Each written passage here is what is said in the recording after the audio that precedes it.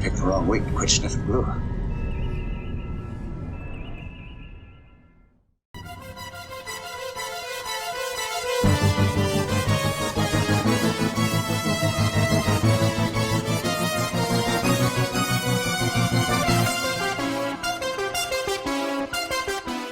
Well, greetings, programs. Yes, I had to do it. This week we are finally getting back to the recognizer work now. Before we show you what's on the table, I want to set the Wayback Machine for last week, not that far back. I was working on this the same time I was working on the Chariot, the 135th Chariot. And those template sets are ready, by the way. And I was putting the video together and I realized how long the video was going to be with everything. So I decided to cut out all of the references to the recognizer, at least all that I could. And I still saved that video, and I'm going to put those chunks in here after this intro and before we catch you up. But I wanted you to know that if you hear me referencing the Chariot, it's because that's when I was working on both of these at the same time. So let's put some old stale last week old video in after this new intro, and then we'll get back to the new footage. Now, the other model we're working on this week is the recognizer from the the original Tron.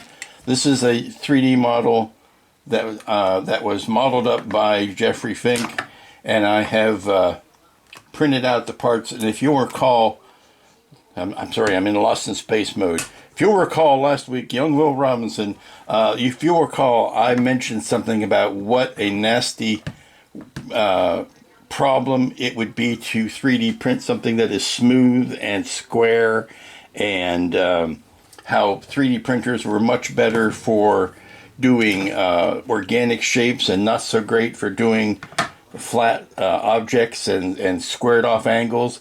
Well, this is working out just fine. I've had these parts for a few weeks now. They're still wonderfully stable. They have not gone off and started curving or anything. I was afraid they were going to start warping, but they've not done that. They've retained their shape. They're nice and square. This will sit something like that. But it's going to be the fun is going to be in how to make sure that pieces are spaced out away from each other, and in the finishing of them. I think what I'd like to do is to go over it with an overall, like a metallic black almost, and then hit each face of it with a different color shifting paint. Something that won't take away from the black, but when you see it in different light, it will give you a different appearance. Because I watching the film again this weekend, what you're struck by is that the primitive CG shading on it, when you looked at it from underneath, the panels had like a green cast to them. And if you look at it from the side, it had almost a purple cast to it. So that kind of stuff. I don't think I'm going to be able to go in and actually paint the red lines around everything. I may try that on a spare part just to see how it looks. I've got some pieces of this that I've printed that I did not end up using for one reason or another. So I may take one of those spare pieces and try painting that up and see if I can get a viable solution for the pinstriping that goes all around each of the corners. Alrighty, while the Chariot parts are drying, the primer coat on those is drying, getting to serious work on the recognizers. Now the recognizers, unlike the movies, kids, the parts are not going to be held up by magic. They're going to have to be supported.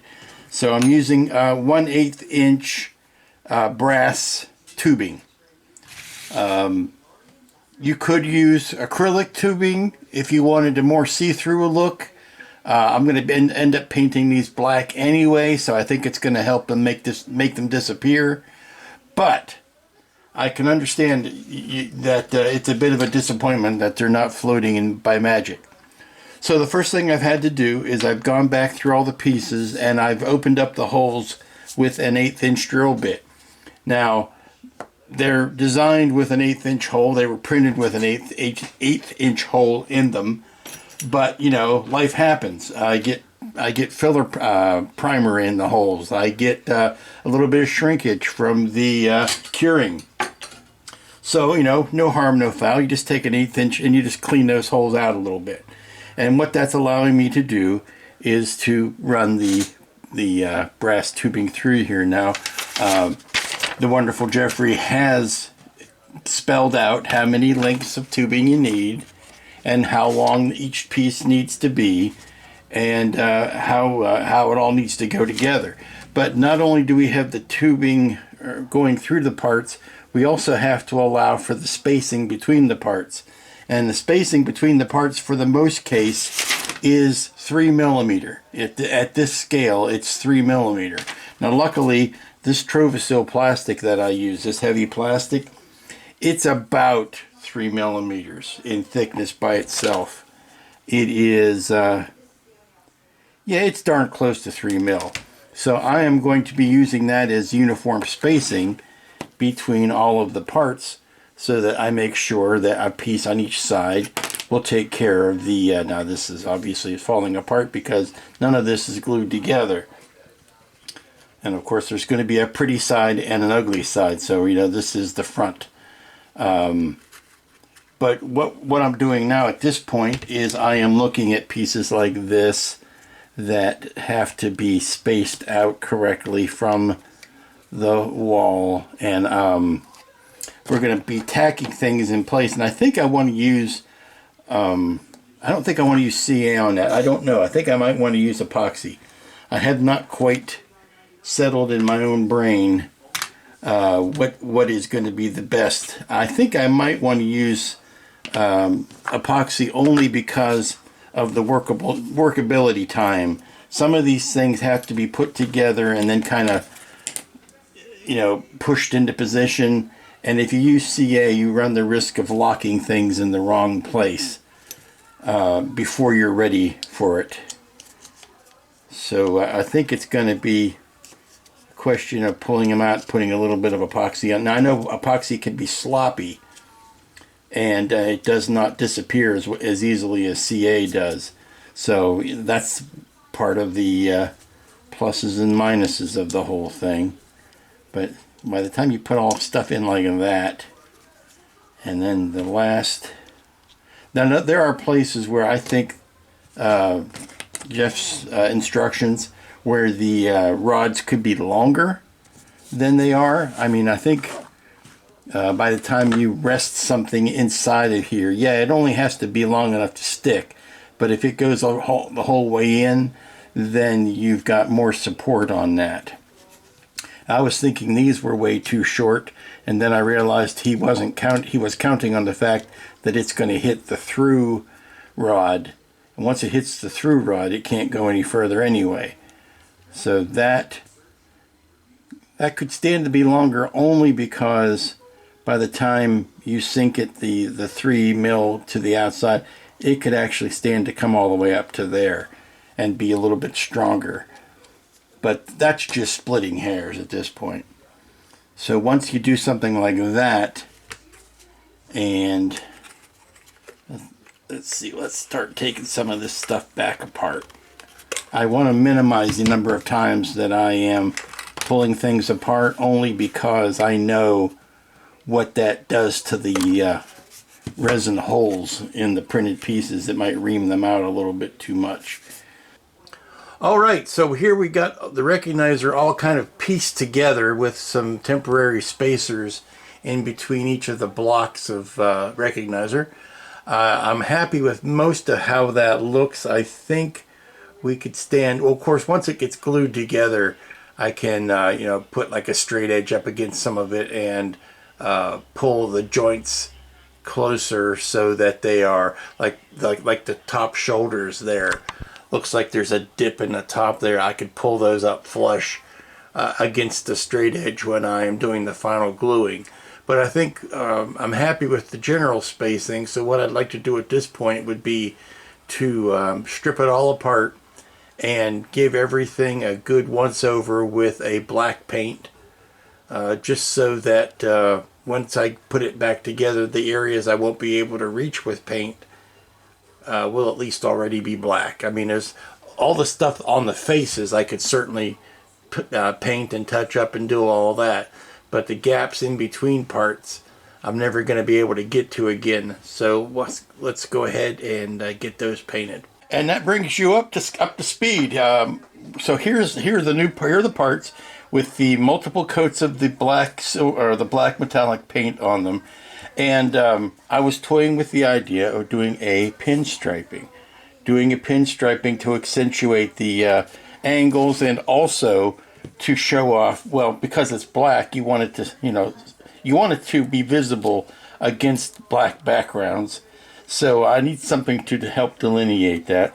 Now, before I could put the strips on forever, there is one thing I want to do, and I want to hit the different faces of the parts with different color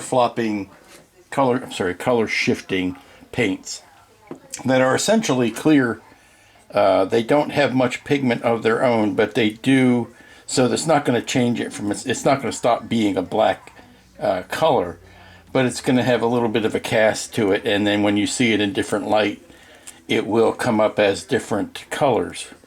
You've seen me use that before. I used it a bunch of times. I've used it on the Doomsday Machine. I've used it on Timmy the Tholian. It just gives a little bit of special oomph. Now, this is not the color that I have chosen. That was another reason why I took advantage of the delay in getting back to this. I'm just checking to make sure I've got all the vinyl off of this. That was another reason I took advantage of the delay, because I wanted to order something that I didn't have in stock here, and it's going to be a better color for this. And let me open that right now and show it to you.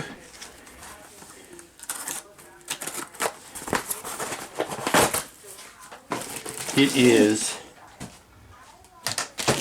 some fluorescent red. Yeah, don't have much call to keep fluorescent red vinyl around here, but I figured this would be a good excuse. I got enough just to do this job, but I think that's gonna do a nice thing. And if I like it, I could keep it around and use it on the Batmobile, I suppose.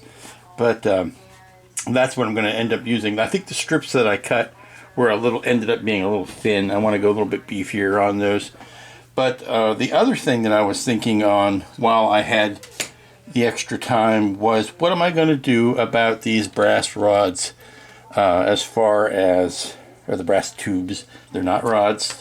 Tubes are hollow, rods are solid. These are tubes. What was I going to do to disguise the brassness of them? And so you do something like this, well, you might be able to see the brass.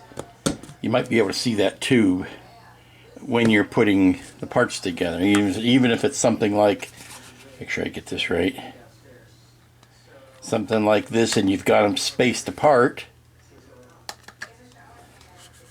You got them spaced apart where you got to do something, or else you might be able to see the color in there. So I was thinking, what could I use? And I stumbled upon this solution. Little O-rings, little black O-rings. These are rubber. They don't add too much to the overall width or thickness of the rods. But if I did something like that, and then put the piece over it, again, that'll help hide it, and I don't have to worry about trying to paint it. It turns black, and I could stack them depending on how thick I want the gaps to be. Now, Jeffrey is recommending that these are, I think these are supposed to be 3 mil gaps here. So I'd have to get out the old calipers and see how wide that is. But I can go in increments of these O-rings to, if one is not enough, then, I put another one on there and I restack it. And then I figure out if that is going to be, see, that's not a bad gap there. So that's currently where I'm at. I need to find out, well, first I need to make sure I've got all my brass cut. I think I still have a couple pieces I have yet to cut. And then it's a question of which ones I can go ahead and glue in. I need to establish what is the face, because there are good and bad sides to this. There are fronts and backs where the printing is better on one side than the other. That's the nature of the beast. As much as I tried cleaning this up, you could still see patterning here. With that is no good, so I might as well put that at the back. Use something like that. Something like that. So I have to establish a front. And there's the fronts. This looks something like that.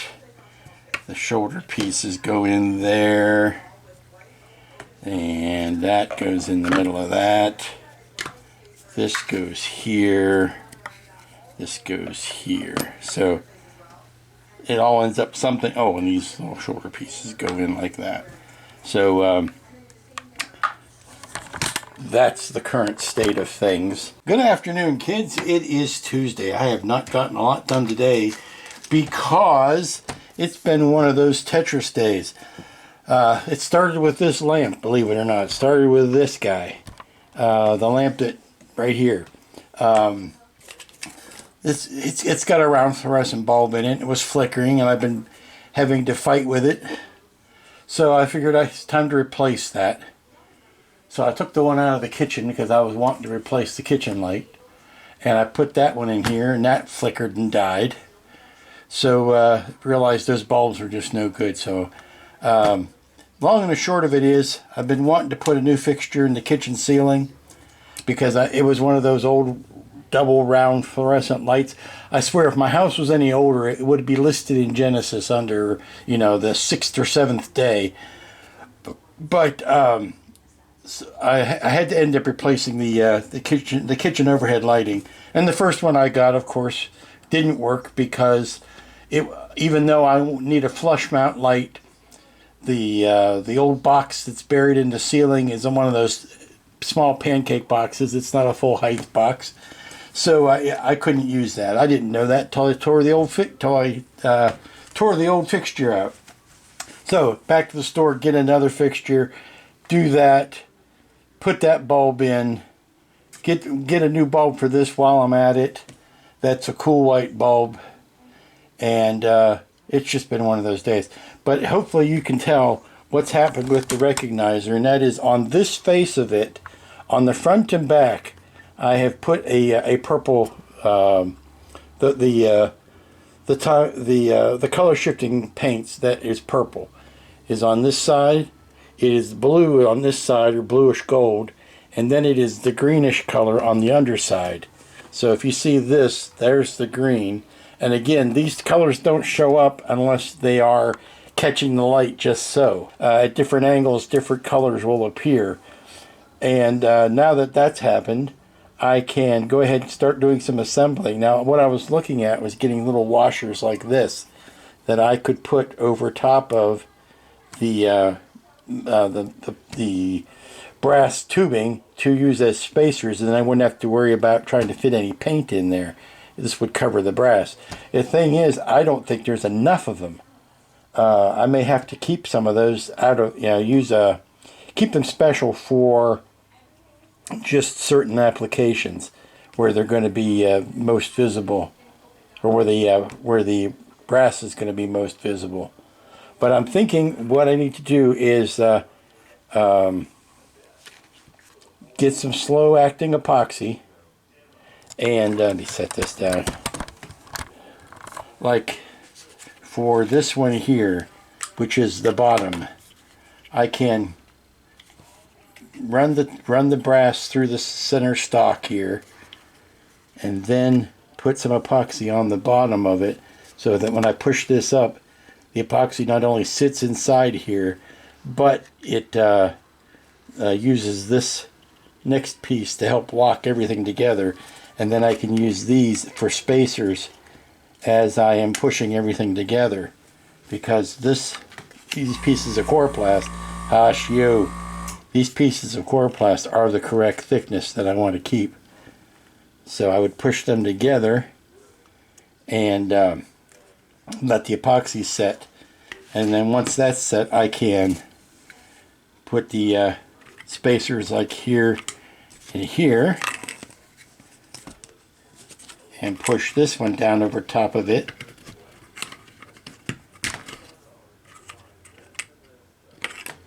Come on. Go, go, Daddy, go. There we go. And then I can push that down. And then these three pieces are now spaced the correct amount away from each other. Then once all the epoxy has set, I can go back and remove these spacers. Welcome back, everybody. It's Wednesday, and as you know by now, Wednesday seems to be the good work day for me, so I'm anticipating a lot of good work today. Working on the recognizer, and I've been figuring out the best way. You know, sometimes I'll spend 12 hours trying to find a way to save 2 hours, and that seems to be the way it's going with this build. I had been using these spacers in between, stack them up and use them in between spots, in between the parts, to keep them spaced correctly, and for the most part that works. And then I started thinking, well, how do I cover the brass rod in such a way that if it's going to be visible, I need to cover it up and draw attention away from it instead of to it. And I was using these little O-rings, and for the most part they work, but they're not tall enough. I'd have to stack them to get the right height, and that was turning out to be a bit of an issue. Now, they didn't need to be painted. They were already black, which was great, but having to stack them and to find enough of them was going to be an issue. So I was backed up and thought again, well, if I could cut some plastic tubing, just some styrene tube, and fit it down over top of the brass rod. Now you're wondering, yes, isn't that making it thicker? Well, it isn't making really any thicker than the O-rings would have, so we're still okay with that. But I can go ahead and paint these, cut them into the segment lengths that I need, so I don't have to worry about trying to stack them. It's easy enough material to cut. I just can't cut the brass tubing that finely. I can cut plastic easier than I can cut brass tubing, or brass rod for that matter. So what I'm going to do is cut a bunch of lengths that I need, and then pull them all off and paint them black. And then I can pop them back in place as I am getting ready to start putting the epoxy glue in. I don't think I will be using too much of CA because I need the time it takes to position things that epoxy will give you. Even 1 minute epoxy will give you a certain amount of time. It's a little sloppier. It's not quite as neat as I would like. And there may be a couple of instances where I can get away with using CA, but it won't be my weapon of choice. So now that I've got this, just say, here's your example. This is your basic side leg. And these are the two rods I want to put in here so that I can start building everything on it. But I can put these little spacers, take these off, paint them black, and then pop them back down. And then that will allow me to put the next part on, which is basically this piece here. And it's going to be tough. It's not the easiest thing in the world. I'm thinking what I might like to do is take these out of the legs. If I took them out of the legs and put them into this sidebar, then I can position this a little easier. Let's see, yeah, because I can put that in. I don't have to worry about painting the brass rod and scraping the paint off as I'm pushing it through the parts. So I can do something like this. They'll go in the legs easy enough, and now I've got something that is spaced and something that is easily painted. Okay, it's time to pucker up, Buttercup. I have done as much stalling and planning and thinking as I can, and really there's nothing left I can do except to start applying the epoxy and seeing if what I thought would work in my head is actually going to work in practice. Now I can only do tiny bits of this at a time before the epoxy is going to set up. So let's just see how she goes. Now, what I've done is, starting in the center here, I'm going to put some epoxy in the holes for the bottom plate. These brass rods will bottom out on that. There's no through hole on the bottom of the bottom side, so that's where the post will stop. Everything else will be adjusted upwards from there. So I am just running a bit of epoxy in the hole, and then I've got the 3mm rings. I've got them already on the posts,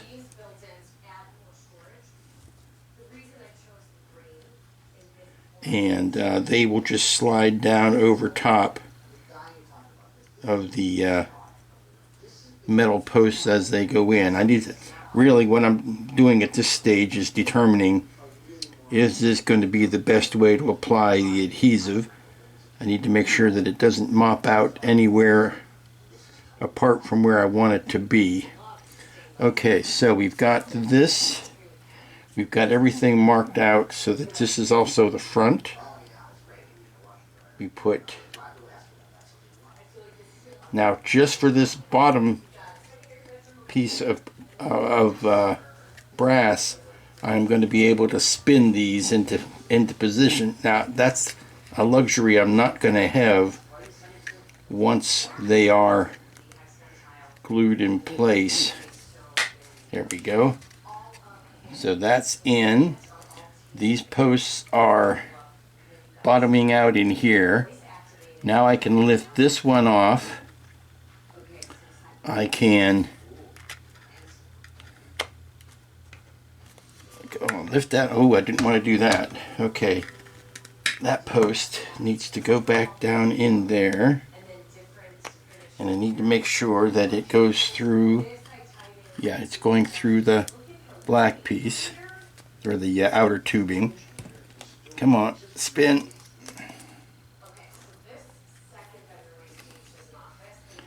Okay, now the fact that it is the same height as the other ones tells me that it is sunk down in as far as it's going to. Let me get these side guys out of the way. Push that down, push that down. So everything there is working. Now I can take this epoxy again, just a dab around the post here where it's going to end up sitting.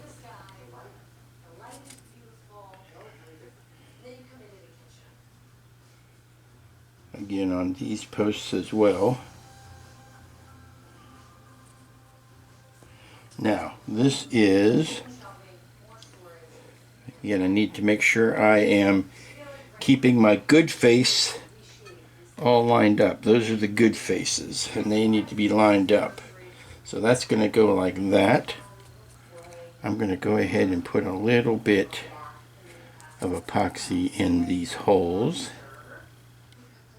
I might have to end up cleaning them off of the brass if they come up around the edge too much.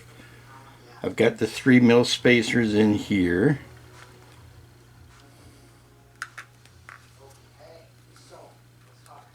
Needs to be pushed down nice and square and uniformly. Wonderful. So there we've got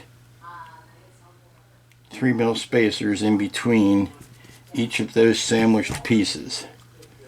Now the next piece that goes on top of that is the bottom of the shoulder, which I am not ready for. That's going to sit like that, but I am far from ready for that. So we can push that down, let all of that cure, and we should have the same amount sticking up on all four of those corners, and that will tell me that everything is sunk down the same amount. I'm going to go ahead and remove these shoulder rods right now because they are more of a hindrance than a help at this point. Alrighty, these pieces are glued together. They're sitting on the legs, and I'm using that as a way to gauge the gaps and the thicknesses the way I want them. We've got 3 mil gaps here and here. We've got 6 mil gaps here and here, here and here, which is going to leave another 6 mil gap here before we get to the what I'm calling the shoulder piece, the tilted one, this guy here. That's going to leave a gap that is 6 mil there. It's not exactly what Jeff had spelled out. I'm guessing this is what happens when it gets to the real world. In the computer, when you can do things perfectly, he's saying that it should be an 8 and a 6. And I tried that, but it didn't leave me enough. It didn't leave me enough post up here to attach the shoulder piece. So I bumped that down to a 6 and a 6. I kind of like the symmetry of that. Also, I need to figure out, once this is in place, how much space I have here between these two pieces. I don't want them rubbing into each other or bumping. And I think he had that spec'd out as being a little bit wider than it's going to be comfortable. I think I'm going to bump that back to a 3 so that it's consistent with this one and this one. So I need to make a 3 mil spacer between those for both shoulders, and it's going to be easier. The problem I have was with this wanting to lay, make sure it's square and flat and all that. I think it's going to be easier to take this whole shoulder block off, glue that in place, and then put the whole thing back down. I will be able to have more control over that right angleness of that if I am building it separately. So now that I know what that spacing is going to be like, I can disassemble this shoulder and get both of those blocks done. Now these are not glued here, but they are resting on it because it keeps everything up and healthy in a way. But this is all a unit now, and then once I get these shoulders in, then I can go ahead and put the top on, getting the insert piece, the piece that goes in the middle here, getting that put in. That is going to be another balancing act that we will try to get to when it happens. Right, the shoulder pieces, or the mid-arm pieces, are call those the bicep pieces. Those are curing up. I've got those little pieces attached. I'm going to have to do some repainting on that, which is no big problem. It's easiest to do that now before it gets attached to the rest of the body. I'm getting ready for the next difficult piece, and see all of that? That's an ugliness. I'm not going to call that out too many times, but this is in essence the back of the recognizer. So I'm hoping a lot of that was going to be disguised. Now, that is the nature of the 3D printed part. I tried cleaning it off. I tried sanding it off. And after I sanded it and painted it, it seems to have come right back. So rather than just slathering that with epoxy putty or Bondo or anything like that, I'm just going to leave it and call it the back of the vehicle. If it bothers me after a while, I could still sand it after the whole thing is together. But for right now, I'm just going to leave it. But the next delicate part is going to be putting this little biscuit inside the hole here, and to do that I need to put a bunch of epoxy in these 4 holes, join them to the bottom, because again the posts here will bottom out. They will hit the bottom of this and then stop.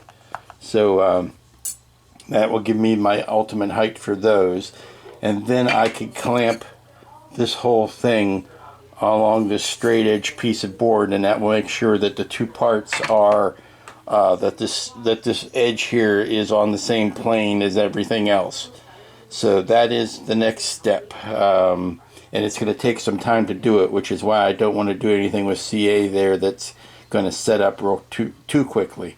So mix up some more epoxy, put it in these holes, jam the yeah, that's exactly how I'm going to do it. And if it doesn't work out, you will hear screaming. Alrighty, the next big step is done. Everything is setting up now. I have these 2 brass rod, or these are technically tubes because they're hollow, but they're squared off. they're brass I-beams, and what I'm doing is using that to guarantee that my parts are on the same plane this way to each other. And I'm also using the big clamps in the center to hold the center piece up so that the gap around all three sides of that is uniform. Now I'm going to go in there just with a little bit of CA on that one of those long tube extensions, and I'm just going to touch the joints so that capillary action can pull the CA down, and just belt and suspenders hold everything together. Just a little bit of reinforcement, and then this will be a great place to great time to take a little bit of a break and reassess where I'm at. So the last piece I'm going to work on pretty much for today is going to be this command vehicle, which fits in the top of the very top of the head. And it's got a oh so small gap in it, even less than the other one. So for that purpose, I am going to use these rubber gaskets. But what I need to do is put these really short stems and then put the gasket over top of each of those stems. Where are my Twizzlers? Hello, Twizzlers. If you see them, yell them out. Here they are. Put the tweezers in there, and that'll help kind of keep those in place for the time being. Need to push that down because there is next to no room for this headpiece to be positioned. So what I'm going to do is put all of these in, and then I'm going to load the headpiece up with epoxy. Yeah, if this were a common model you would be building, it would not be done this way, I'll tell you that. There are probably easier ways to fit all these pieces together than this, but this is the way that we've got it figured out. So this is the way that Jeffrey and I figured out the molding of it, or the construction method of it.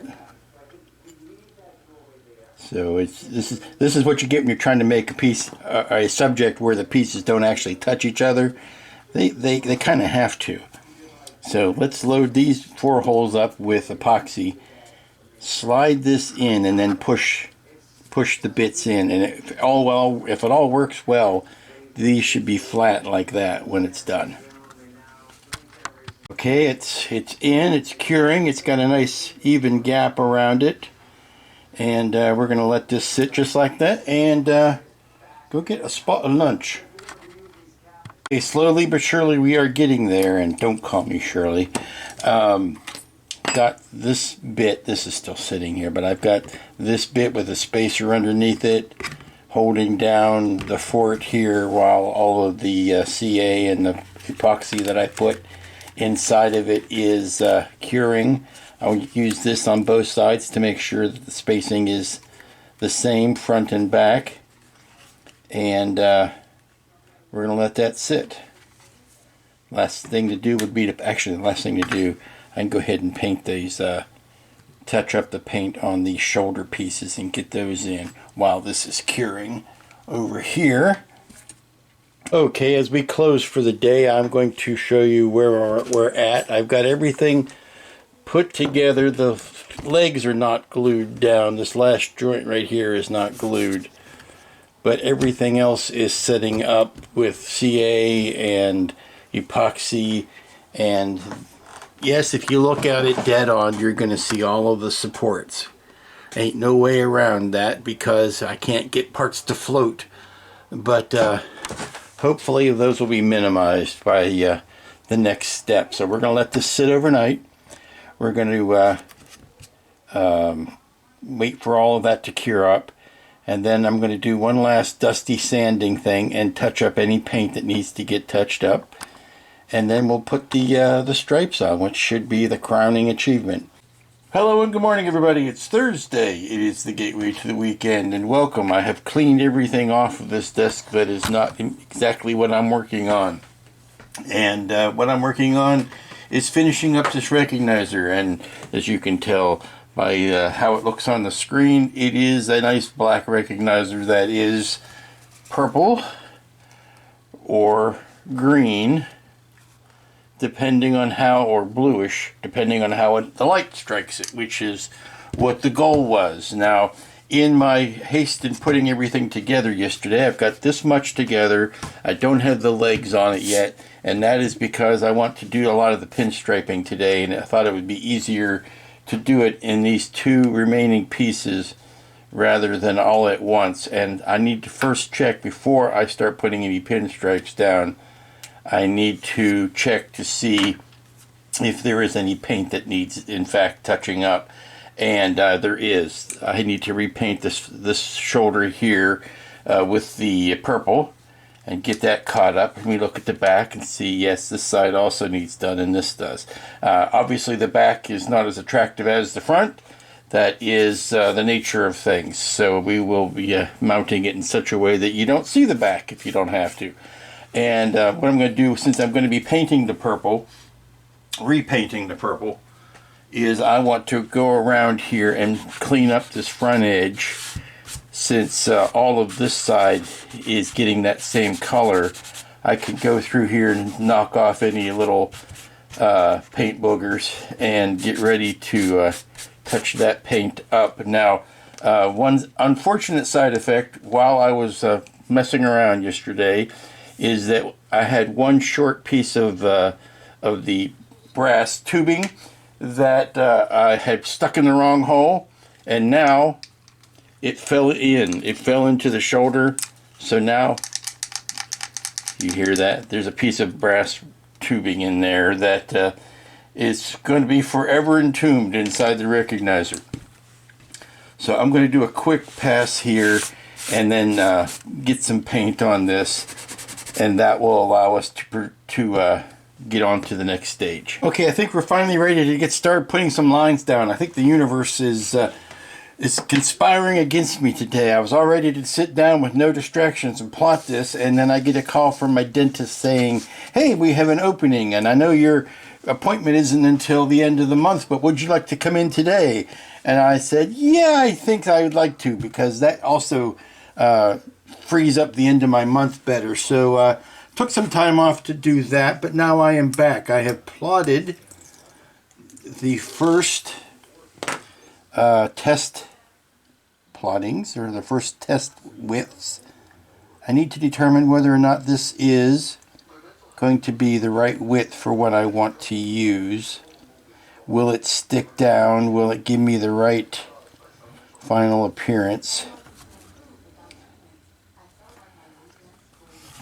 I don't know if I like the glossiness of it, but that can't be helped. That is the nature, unless I decide to put some sort of dulling spray on it. That's just gonna have to be okay. Now I wanted to make sure that when I did this, that there is enough meat. I didn't want these to be really wide, that's what I'm saying, but I wanted to make sure there was enough meat even in the thinnest section, which is this right here. That is the thinnest section, that you would see enough of the body of it. And I am still debating over exactly how much I'm going to be putting lines on.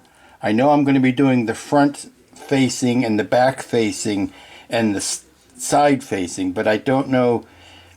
I'm going to be doing all of this and all of this, but I don't think I'm going to be doing top and bottom facing, if that makes any sense. And I also need to know how close to the corners I need to get. I am running the blade down the side here so that I know that it is there's no vinyl sticking up beyond the width of the piece there. So we do that, and we do a quick cut there with a very sharp blade. luckily, I am still in pinstriping mode from doing all that stuff on the chariot. So I am well into this mindset.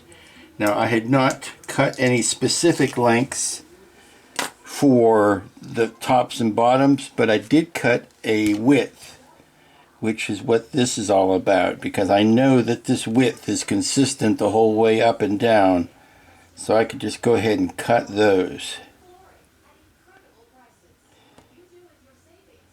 So that's going to sit something like that,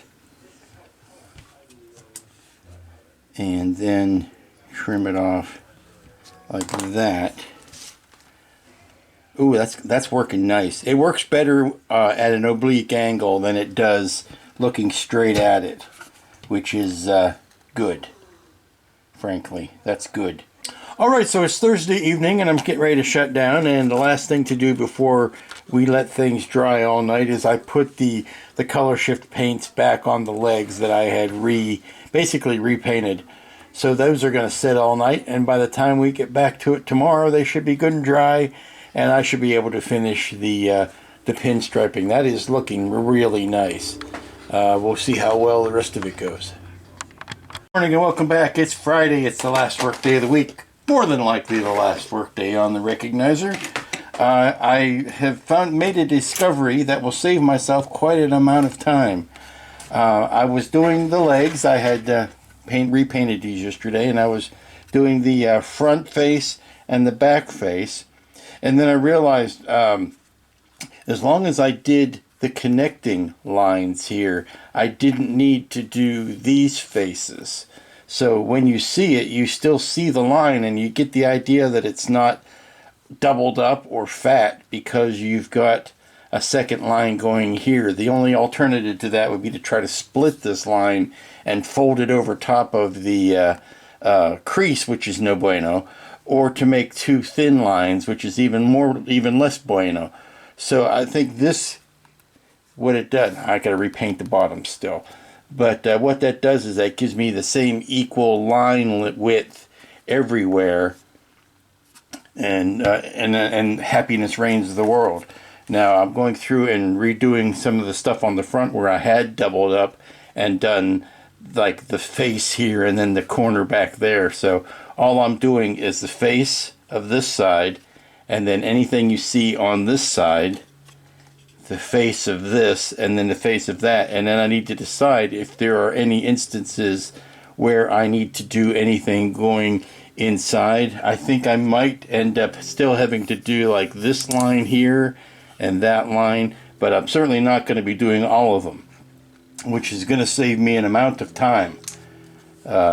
So I'm happy about that, and that means we should be able to get this finished today and on its feet, and might even have time to come up with some sort of decorative stand. I really haven't figured that out yet. I think it might just sit on its feet like any other.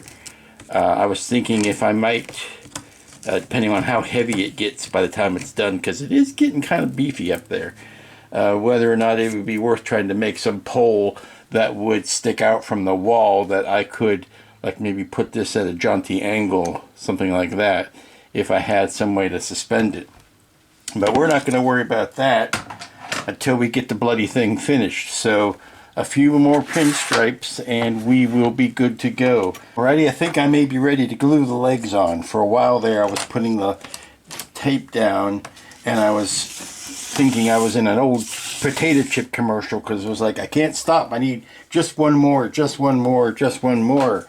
And I got all of the ones covered, including a couple that I didn't think I was going to do, but it turned out they weren't so difficult, so I went ahead and did them. But that is the front. It was these inside ones that I didn't think I was going to do. But when you do turn it at certain angles, you do see them. So that gets all of it. And you get this turntable out of the way,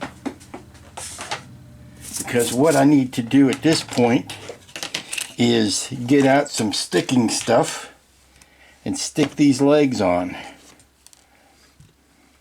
I'm debating whether I should touch up the paint on the bottom before I do or not, because depending on how the thing sits the rest of its life, you may not see the bottom of that. So does it... Oh, I know what I could do. Ooh, I could do that, and it wouldn't involve paint. It wouldn't have to dry. It also would be very nice if it's going to stand, and that is to put felt on the bottom of those. If I put felt on the bottom of those feet, then I can put it on a glass shelf, and you will see black when you look up through it, and it'll also protect itself. So yeah, let me cut a couple of squares of black felt and stick them on there. Well, I gotta say that worked wonderfully. Just a little bit of black felt on there, and that solved two problems at once. So, last thing to do, ladies and gents, is to glue the feet on. So, going to get out a big old mess of epoxy, and then I'm going to set this down on it and let it sit while I have a late lunch today. As you can tell, the recognizer has a chip on its shoulder. No, I've been weighing down both sides here, trying to put equal weight on each leg. Clean these up. And we'll see if the epoxy has cured. It has set up. We have a final recognizer. I'm still wary about picking it up by the leg, though. I think it needs to be handled more gingerly than that, and that unfortunately means picking it up like this. I was hoping to make some sort of stand that would, in a sense, be a two-pronged thing, like, you know, something that went like that I could put under the under this weight here and pick it up that way. I just don't know how practical something like that is to make. Certainly I can't get it done by the end of this week's video, so we're going to take it as standing that the recognizer is going to sit like this on a shelf. Nice thing about it is it's very, very slim. It doesn't take up a lot of room on the shelf. So, oh, I need to clean that where I got some schmutz on it. Let me polish this thing up a bit. Well, this does make me miss my old blacklight poster days, because I would have had a nice blacklight tube so that you could really see. When I shine a UV light on it, it really jumps up. The fluorescent striping really comes out, and of course it also helps to make the iridescent color shifting paint work a little bit better. But again, if I had a, well, let me see if I make the room really dark. Let's see how it turns out. Oh, there you go. There you go. That's the idea. Make the room completely dark and then put a black light on it. Something like that. That's the goal right there. Now I recognize it. Ha ha ha. Nice.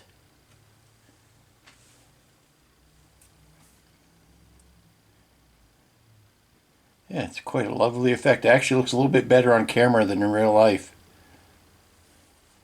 I could swing this around so you can see the angles and all of the striping going down the sides. Neat.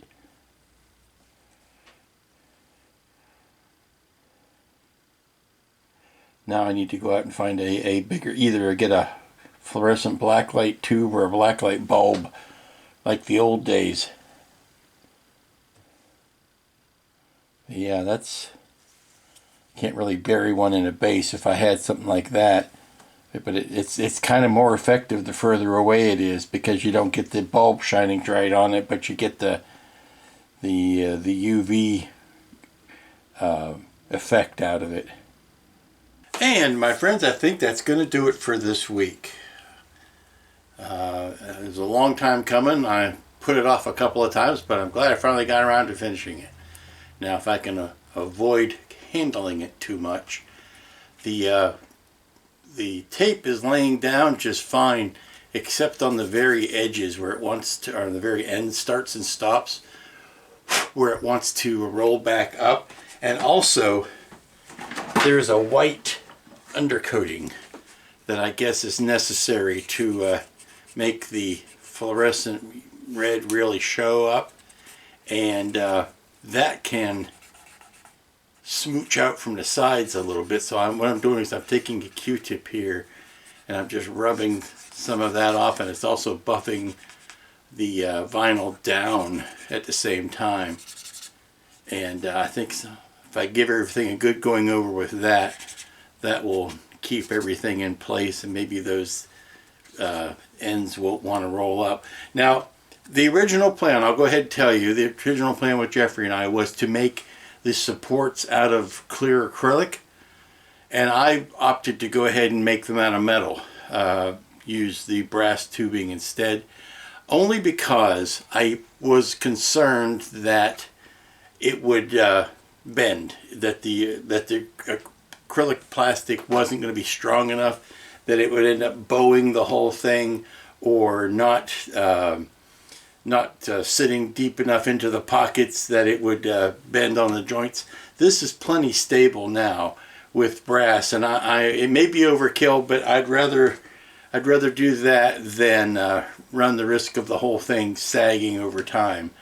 So a good foundation of epoxy and brass tubing is what's called for, and I went in there and painted the supports black. Now you can still see them; they're still in there.